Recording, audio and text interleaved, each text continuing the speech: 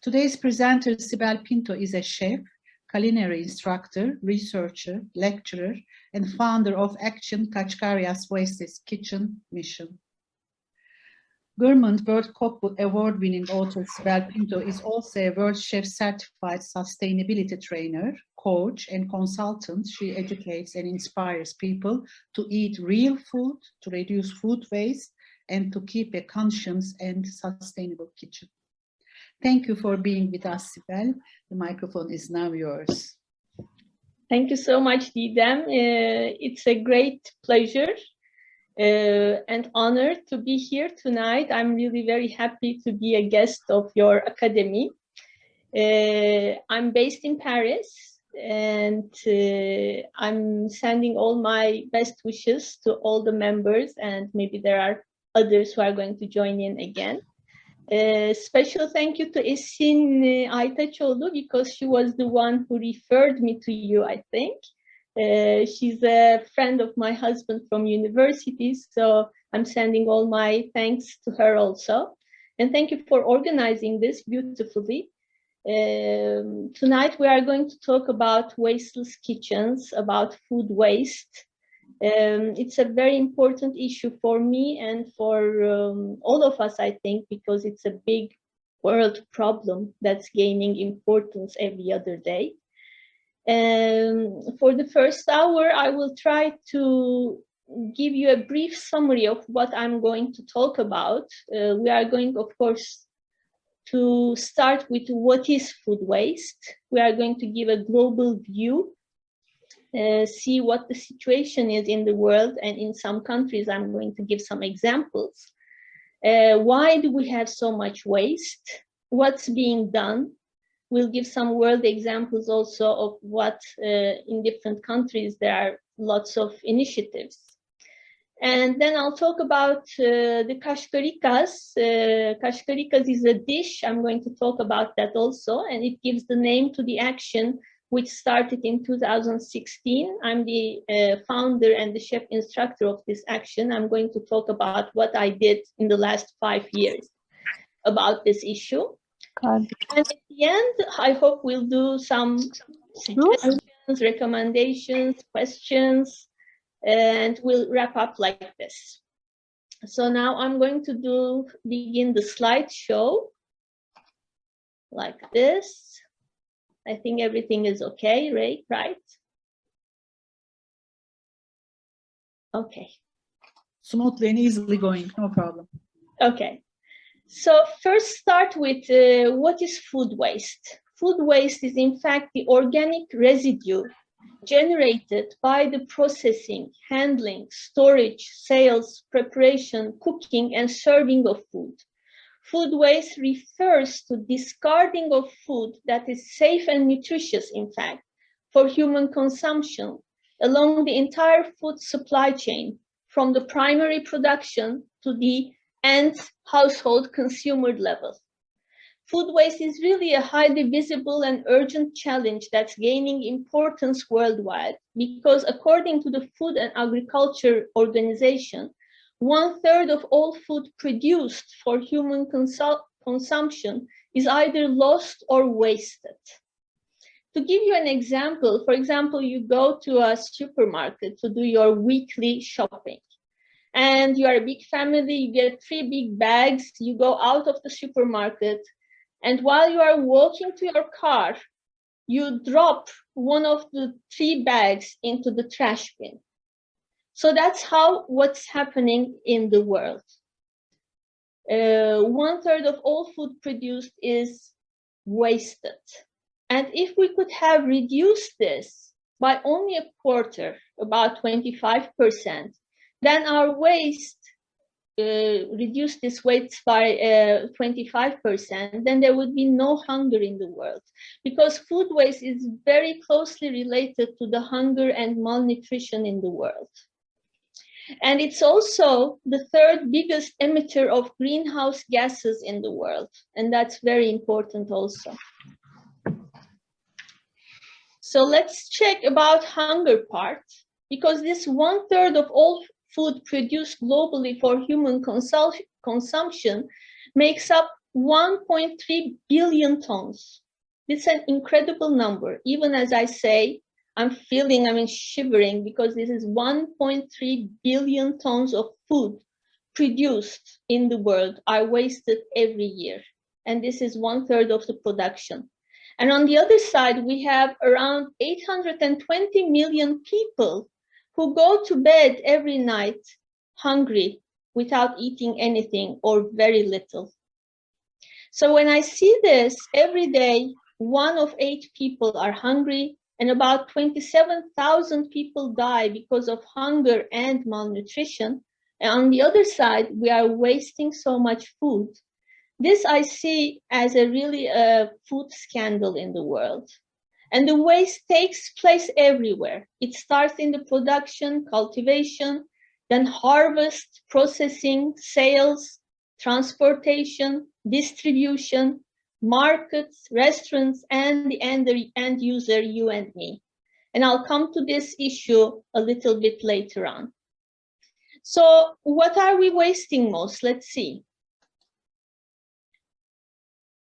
At the beginning of the chart, you see that we are wasting almost 50% of fruit and vegetables, roots and tubers, which are the fresh stuff mostly. Then there's 35% of fish, which I'm not going to talk about today, because this fish part is not on the consumer part. It's all mostly in the catching part, in the fishing part, because of inefficient fishing methods, poor storage conditions, or some cold chain problems. And then we have 30% of cereals that are mostly bakery, breads, cakes, biscuits, all this stuff. Then we have 20% meat and dairy, and 20% seeds and pulses. As you can see, it's going a little bit down. It's not as much as the fresh fruits and vegetables, but it's still a lot, because 20% means 1 in 5. So that's also a problem there. So maybe we can ask why? Why do we waste so much? Fresh veggies and fruits, I'm sure that if we can do it in a monologue, it would be, everybody would have his or her ideas. But the fresh part is, of course, as it has a short life cycle, the fresh part is wasted a lot, because people don't know how to use it. They don't know how to store it. And there are many issues that are coming all along. And I'll give a little bit more numbers. I love numbers. I'm not sure if everybody loves it, but it gives the situation. You can see at least what the world problem is. For example, I'm going to talk a little bit about France. In France, what we are wasting is 10 million tons. In Germany, it's similar. It's around 11 million tons. In the US, almost 40% of the food is never eaten. When we see the European Union, it's 100 million tons, 10 times of France. And when we see the world is 1.3 billion tons, as I said in the previous slide. And people normally tell me, so is it a problem of the rich countries, food waste? No, it's not. Because we have a very nice report in 2021. It's a report by the United Nations Environment Program, UNEP. And they say the report is named Food Waste Index Report. And you can go into Google and check it. It's really a very nice report. And we see there that it's not only the rich countries, it's not only the high or upper middle classes. It can be the lower income countries also. Of course, it's not only food, because we have with it the energy, the water, the carbon emission, the human force. It's all part of the waste, of course. And one of the other, as I said, the first fresh and veggies and fruits, and then we have the bread part. which is really incredible, that number also. I'm going to give an example from the United Kingdom. It's the most wasted household food item in the UK, and they waste 900,000 tons a year, and it comes to 24 million slices a day. It's incredible, 24 million slices a day. And there was a very nice report by an activist who is called Tristan Stewart. I'm going to talk about him later on also. And when we visited a factory that is producing those crustless sandwiches, you know, the club sandwiches, the sandwiches that we buy from the markets, etc., where there's no crust around. And the factory was getting rid of the crust, and they're also getting rid of the first and the last part of the bread loaf. And at the end, it's about 13,000 slices that's going to waste, and that's only one factory. Imagine there are so many factories doing those crustless sandwiches. And it comes to that the 17% of that bread is in fact going to waste. It's not going into human consumption. Now let's see a little bit about Turkey. In Turkey, we are wasting about 26 million tons of food. It's 5 to 6 million breads a day, million breads. It's 7% of the consumption. And there are, of course, the water, energy, which I'm not going to talk today because there are other subjects that need lots of time to talk about. But we are almost 15% of our national income is going to trash because we are wasting so much. And in this food waste index report that I was talking about, we are the third country in the world. Turkey is the third country in the world, which is wasting per person, kilograms per person. It's 93 kilograms per person that we are wasting in Turkey. And we are the third after Congo and Mexico. So if I come to the question that is it only the rich countries who are wasting food? No, it's not only the rich countries. As we see, the first country that's wasting so much is Congo, Mexico, Turkey, Ethiopia, Egypt. So it's really very, very hard, I don't know how to say. You feel so sorry of all this food system, which is not working very good around the world. And there was a survey also, which I would like to share with you. And people were asked if they do shopping, even if they have food at home in their refrigerator, freezer, or pantry. And in Turkey, 80% said that, yes, I do shopping, even if I have food at home. And when you shop, do you shop more than you need? Yes, in Turkey, 50% said that we are shopping more than what we need. So that's to keep in mind. Yet in Turkey also, we are wasting so much food. So if I say to you why, of course, there are many, many, many reasons for it, but I can say there are different actors from farm to fork. In every part, there are people who are contributing to that because it's not working in the right way. In the world, there is more production than we need. Much more than production, because as I said, 1/4 of the waste, if we didn't waste it, there would be no hunger in the world.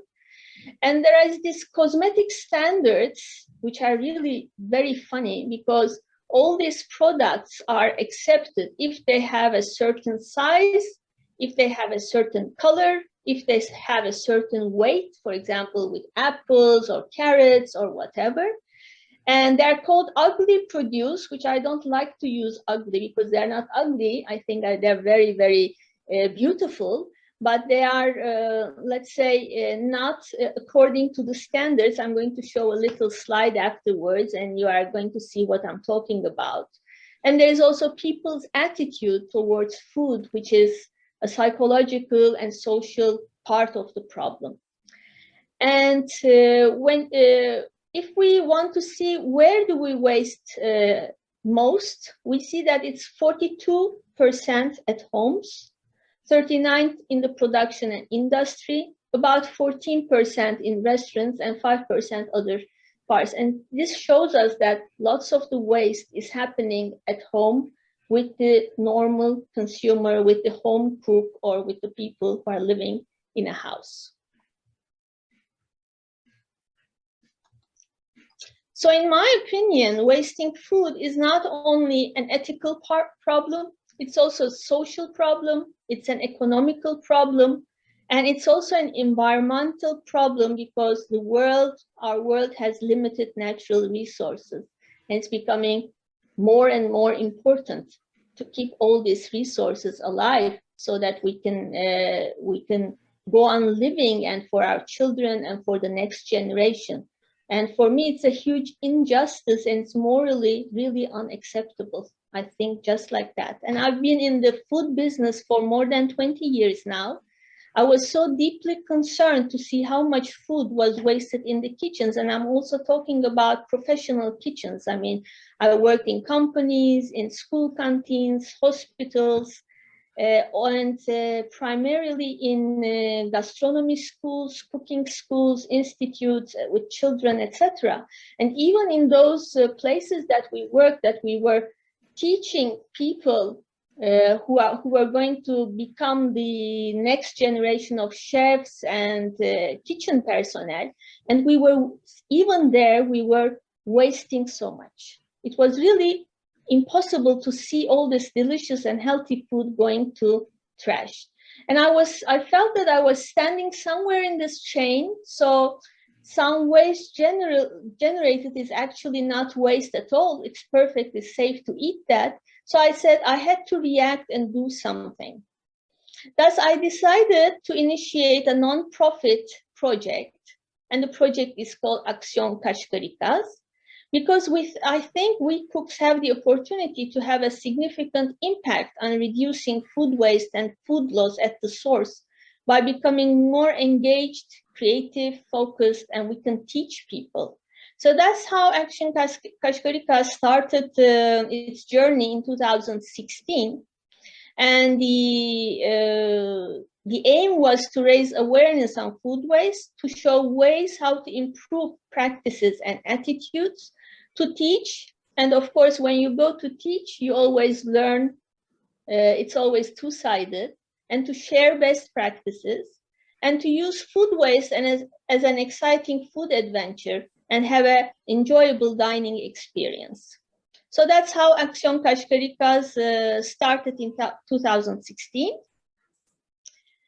And today, when I started that mission, food waste was not it was a big problem, but it was not very talked about. I mean, it was not very, let's say, fashionable. Now it's more and more talked about, and we can see it in the media. All chefs are thinking about it, etc. But some people say, oh, eating wasteless or eating all these trimmings and peels, etc., it is a passing culinary trend. But the basis for me, for the cuisine, is always very important, because how do we make these traditions accessible to everybody? It is very simple, I think. You have to cook. If you cook at home, it's something different. You look at the kitchen, you look at the ingredients in a different attitude. I'm of course coming from a culture where food has great value. I mean, in Turkey, it's considered a blessing, or it was considered a blessing. My parents always urged me to finish everything on my plate, or take only the amount that I could finish, I could eat. Both of my grandmothers, one of my grandmothers had Sephardic origins. They were expelled from Spain and came to the Ottoman Empire 500 plus years ago. And my other grandmother, my paternal grandmother, was from Georgia. They immigrated in 1933 to Turkey. And both of them were really great cooks, and they cooked for large families and with very limited budgets. So that was the case, I think, of all women of a generation. They had to be intelligent, they had to be creative, and they had to do something in the kitchen with little means. So they use stale bread, for example. They use sour milk. They use the lemon and orange rinse. It was like a peasant cooking. It was like the cucina povera of the Italian mammas, let's say, because in Italy, I lived in Italy before coming to Paris, and there also you see all these women who are trying to create food with limited budgets. And there you become creative about what you are going to cook and do. And I love this word, this sentence, that food that's valued is never wasted. If you value a food, then you don't waste it. So when you waste a food, it means that you don't value it because of many, many, many reasons. And there are some iconic dishes that we still know today and love today. For example, the French bouillabaisse, which is in fact a fish stew, where the fishermen use their leftover fish and seafood to do this bouillabaisse. Nowadays, if you want to eat a bouillabaisse in Paris, you have to spend so much money because it became a chic dish. But in fact, it was a dish out of waste. There are also bread puddings, bread soups, cottage pies. For example, the Italians have the bread salad panzanella. They have the frittadas. The Spanish have the frittadas, where they mix eggs with some leftover greens or vegetables. So these are all these dishes that come from the past, from our ancestors, where they used creative means to create something, not using any luxurious or very expensive ingredients. So this was how Kashkarikas started. And what I said was, if you want to reduce waste, you look at our grandmothers, because they knew how to do that. I think they were the really ecologist generation, and they were not wasting anything. They were not really wasting anything. So what is Kashkarikas? If you are going to ask me, I don't know if there is anybody who knows what Kashkarikas is. Kashkarikas, as I said, I learned it from my grandmother, who was the Sephardic one. It's a Sephardic dish. And in my opinion, it's the emblem dish of the wasteless Sephardic cuisine, because we use the peels of the zucchini, the courgette, and we make a kind of sour, sweet and sour dish from these peels. We don't throw them away. We use the inside, for example, to make a gratin or to make a stuffed courgette, and the peels are used in this lemon olive oil dish, where we don't throw away these peels and use it to have a very nice and delicious dish. And this action, Kashkarikas action, is also a tribute to my grandmother and to all the women who put their hearts to feed their families with little and low-cost ingredients to create tasty food with edible waste. And Kashkarikas comes, in fact, from Ladino, because this is a language where the Sephardic Jews used. They came from Spain. They brought with themselves the Spanish language, but this language was adapted because of so many years with the local languages. So there are, for example, if they lived in Turkey, there are Turkish words inside. If they lived in Bulgaria, there's Bulgarian. In French, they have French words. So, and Kashkarikas comes from the Spanish word kashkaras, which means peels, in fact. So it's a peels dish. So Kashkarikas name comes from there. And then I'm going to tell you a little bit about an anecdote which I love to share. When I came to Paris, in fact, I'm living a little bit in the suburbs of Paris, not inside the city. And there's this farmers market which I go and visit. And one day I go there, I'm going to buy some leeks. And there's this guy, I see he's cutting the green parts of the leeks and he's putting it into the trash can. And even the consumers who are coming, they are coming and they are always cutting the leek like this. They are taking the white part and they are getting rid of the green parts. And there was all this greenery in this trash bin. And I said to this guy who was responsible of that part, I said, I'm sorry, you are losing half of the leeks, in fact. And he said, nobody wants this because they don't use it. At that point, I really didn't know that the French didn't use the green parts of the leeks. They only use the white parts. And in our kitchen with my grandmother, we always use these green parts because they are delicious first. And we had a traditional dish that we produce from these green parts of the leeks, and that's the leek meatballs. I don't know if anybody knows, that's the prasa köftesi that we do with leeks and with some meat.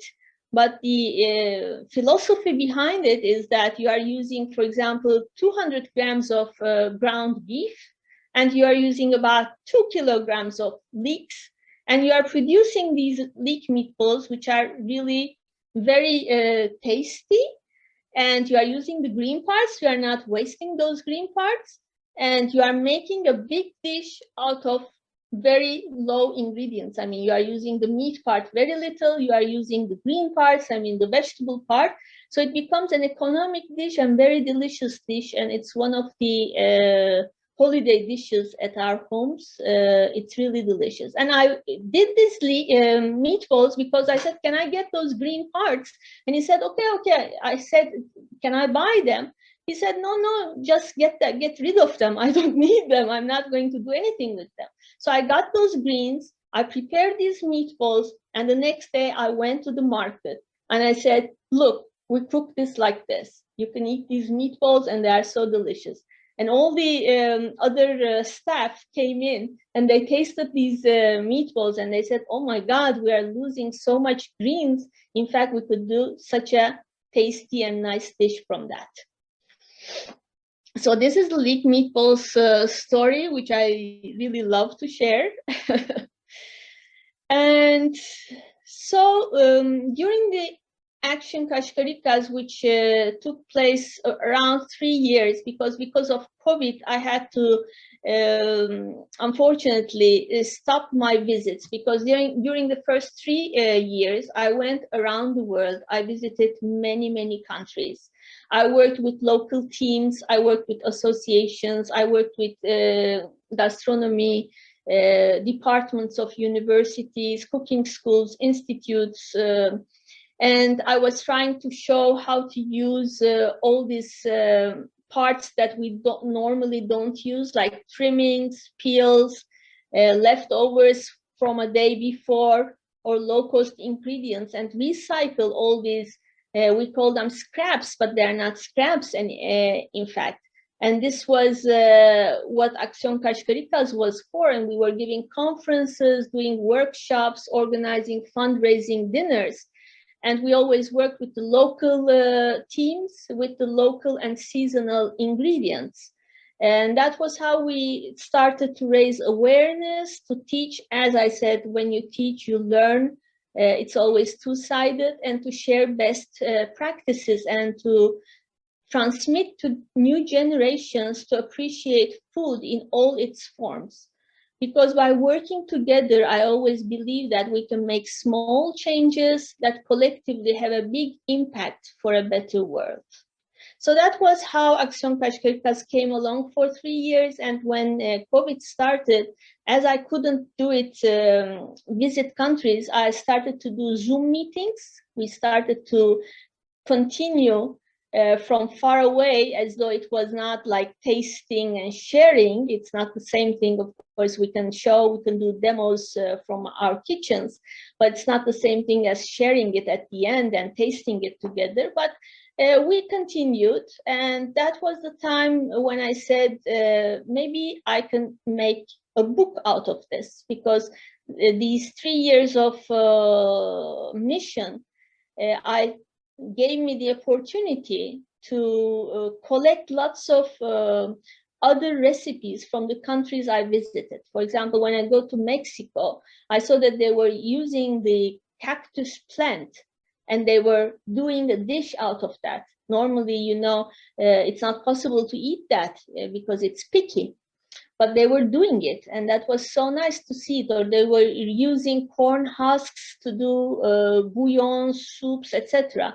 So it's, I thought maybe I can do a compilation of all this with my culinary heritage from my grandmothers, and also the dishes that are collected during the visit. So that's how the Kashkarikas cookbook came along, but I will come to that a little bit later.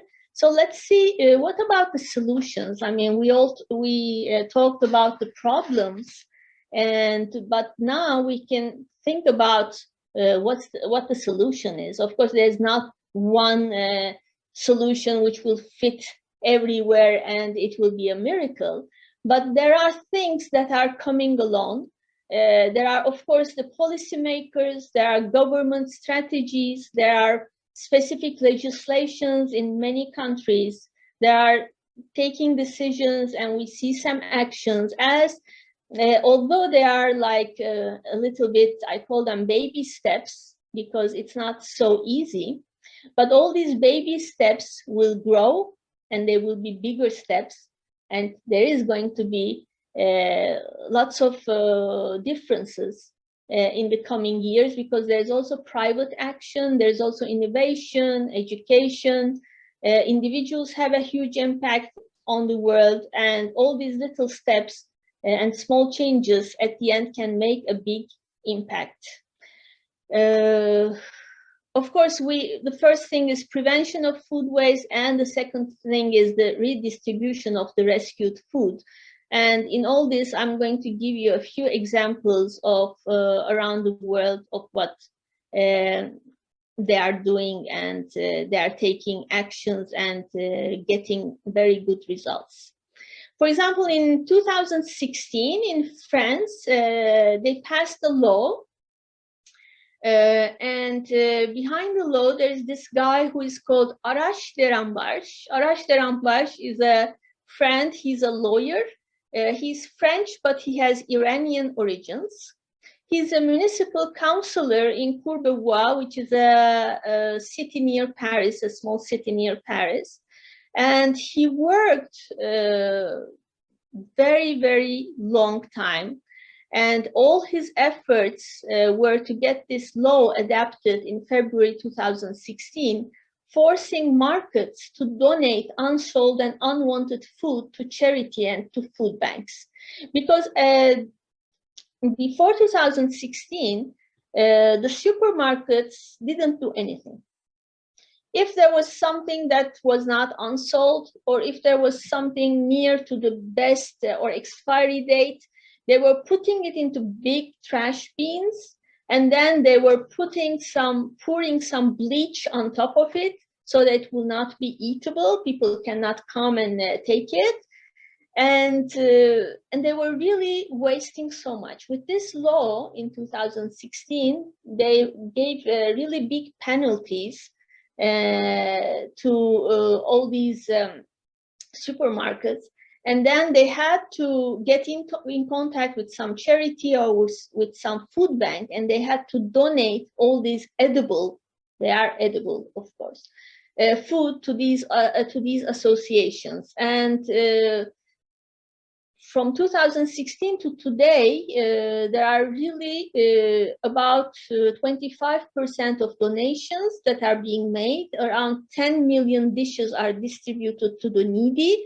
So it became a really very important law, and the law went around other European countries also, and they are also implementing this law. So it's getting a little bit decreasing the food waste in the supermarkets in that part of the chain. And Arash Deranbaş is really a very interesting guy. I recommend that you can watch his YouTube narrative. It's a personal narrative on YouTube, how he saw this food waste and hunger, because he immigrated from Iran to France to come and to study in the university. And he was coming from a very poor family. And while he was studying, he tells us that he didn't have anything to eat. I mean, he was really starving, and he was seeing all this food waste going around him, and he was getting all this, he was not even able to believe that how this can happen. So I really recommend you to go and watch his narrative. It's really very, very moving and very interesting. So there are many other, as I said, there are many other initiatives that's going around. For example, the Robin Hood Army is working in India, and that's a very good association also. Then we have there are many, but one of the first applications used in France is Too Good To Go. That's a lovely application which matches, for example, the bakeries. At the end of the day, if they didn't sell, for example, sandwiches, breads, etc., they are giving a deduction. And you can see it from the application. If you are, for example, coming home from work and you want to buy something to eat that evening, you can go to the bakery that's using this application, and you can get a deduction of the things that are unsold. Normally, they would go to trash. But in this way, people are making good use of that. I mean, it's a win-win application. It's really very good. So there are disco soup days also. It's once or twice a year where young people come together. That's also an association. School of Food is also doing it. They come together in a marketplace. They go to the producers and they say if they didn't sell anything, or if they are going to put into trash things, I'm going to get them and we'll do a big soup, and we are going to distribute this soup to the needy people in that community. There are also, which I love, that I saw this in Bilbao, and there are many places in Spain that's doing it. That's community and solidarity fridges. So they're putting some fridges on streets. And if you are, for example, you cook something and you cook too much, you're not going to be able to eat it that day, or you are going on holidays and you have some leftovers, you can go and donate it to that fridge, and the needy people can come and use that fridge, use that food from that fridge. And there is also food sharing in Berlin. That's also a very nice association. It's, in fact, an international movement. It became a big, big movement. About, I think, 8 million kilograms of food are rescued every year. There are food banks, of course, who are rescuing food and redistributing it. There is also in Turkey, I saw that there is initiative which is called Gıdanı Koru, Sofrana Sahip Çık, Save Your Food campaign, which started in May 2020. It was a collaboration between the Agriculture and Forestry Ministry and the UN's Food and Agriculture Organization. They had a joint live stream to raise public awareness on the impact of food loss and food waste, and to stimulate action along the food supply chain. So I think all these initiatives are getting more and more known, and people are coming and they are giving their time and volunteering, and it's getting really important all around the world. And the last on the right, the last picture on the right is which I love the most. That was a series of that was a supermarket which was using this little poster because as I said before, there is this cosmetic standards or color, shape, weight, and size. For example, if it's not the right color, the carrot is not taken by the markets. If there is a little bruise on the apple, the market is not going to sell that. In fact, they are called, as you see, the ugly carrot, the grotesque apple.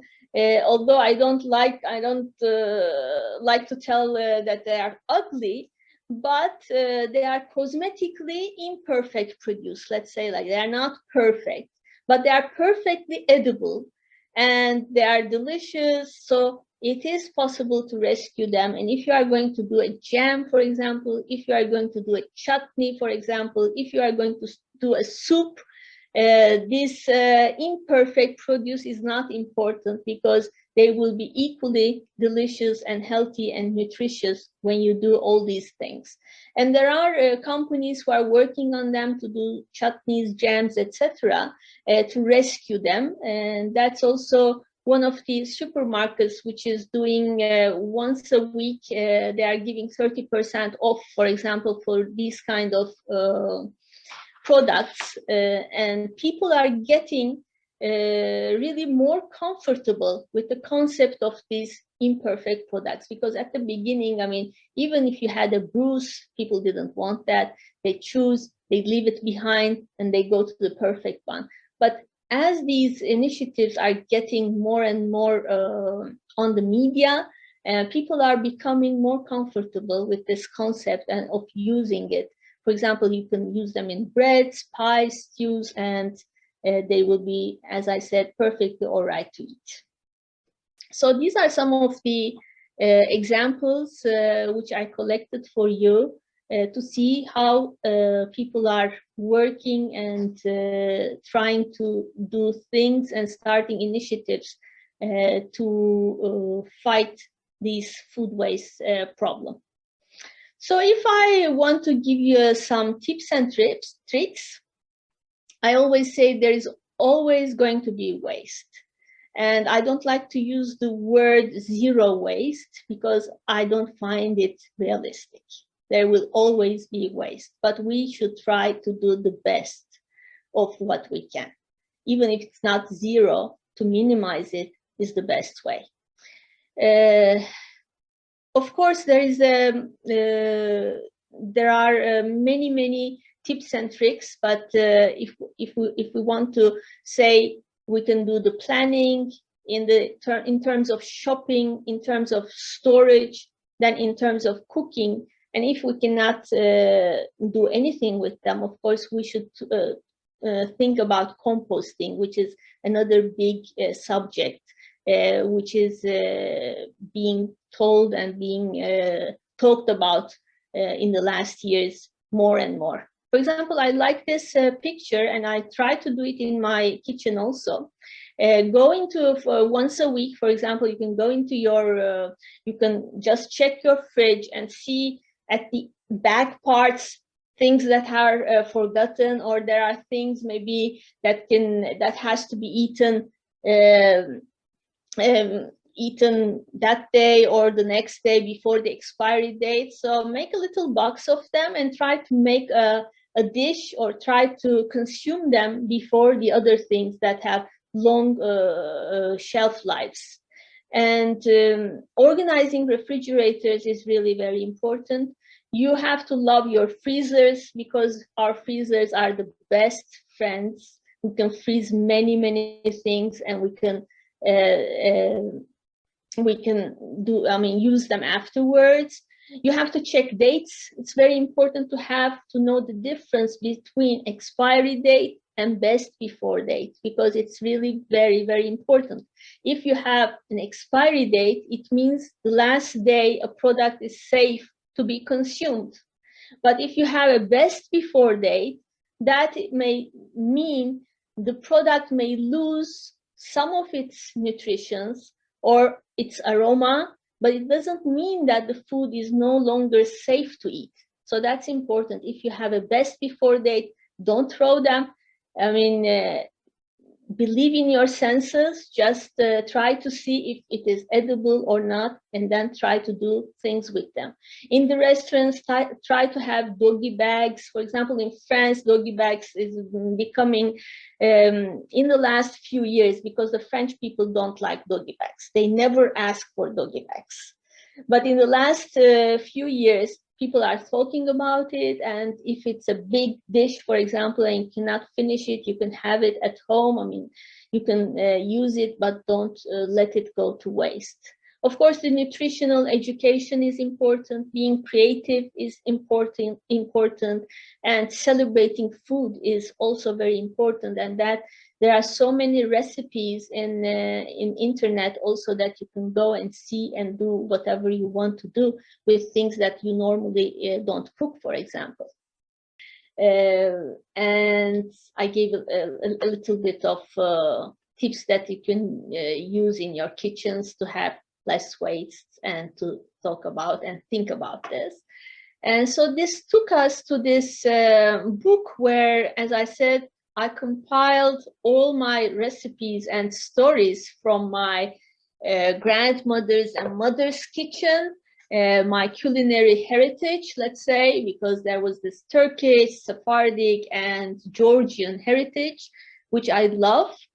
And then I added all the recipes that I did with the local teams of the countries that I visited.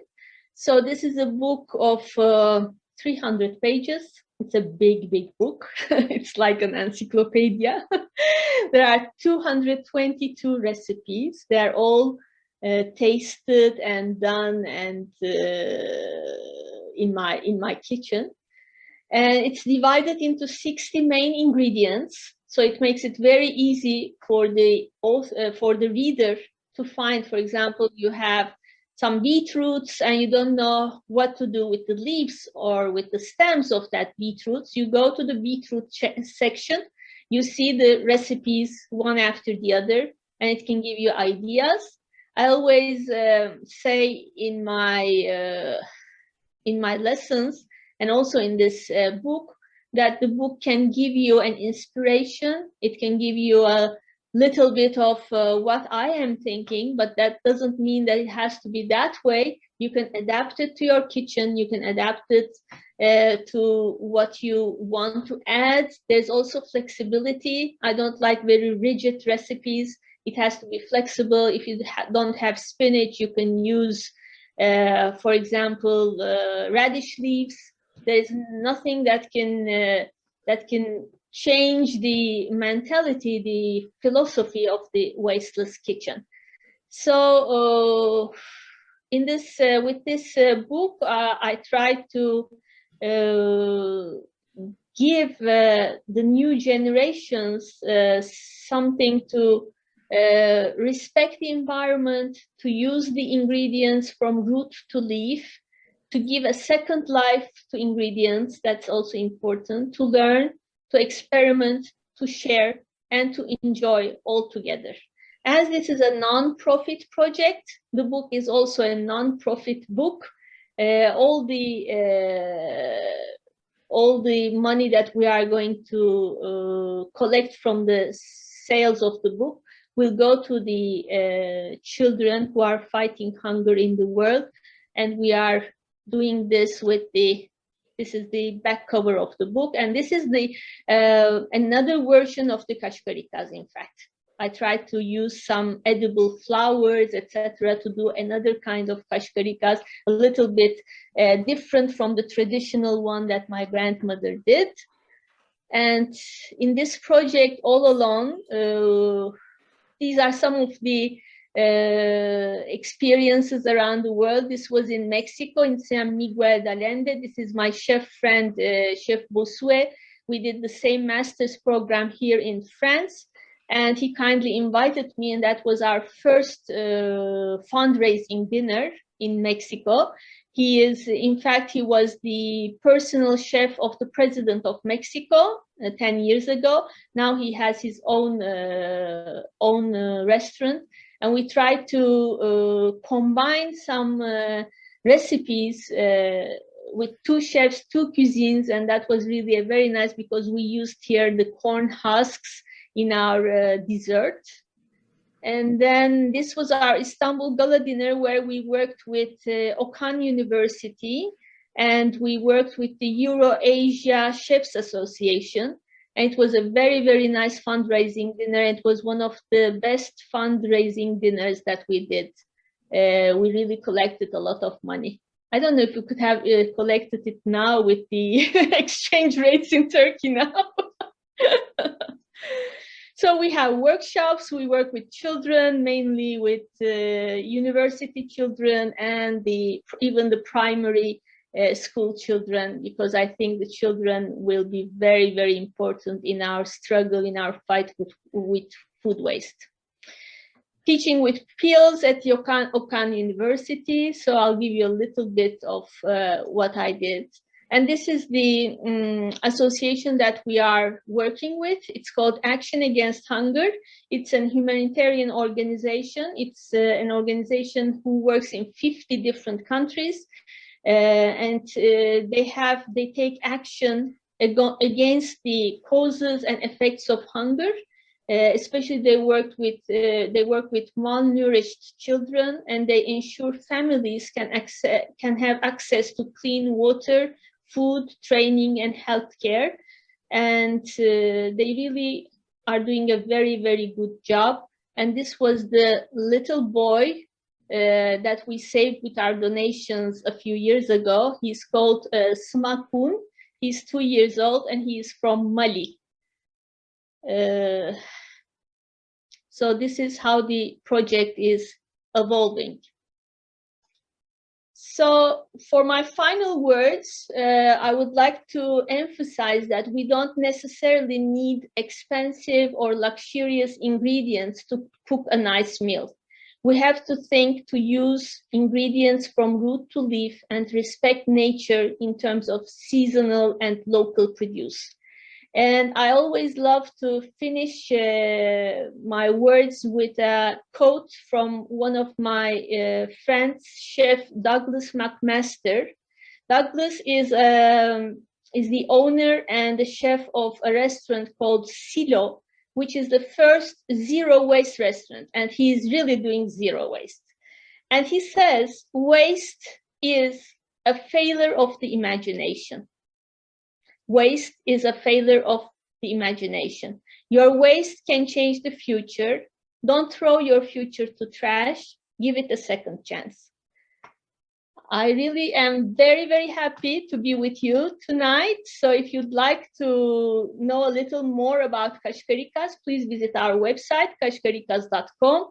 I am also very active on Instagram, where I share many, many recipes, tips and tricks. We do some live programs, 2 chefs, 2 cuisines. So visit us on Instagram, Chef Sibel Pinto. And of course, now that I talked so much, I would like to hear what you are thinking, any comments, questions, and suggestions. Thank you very much.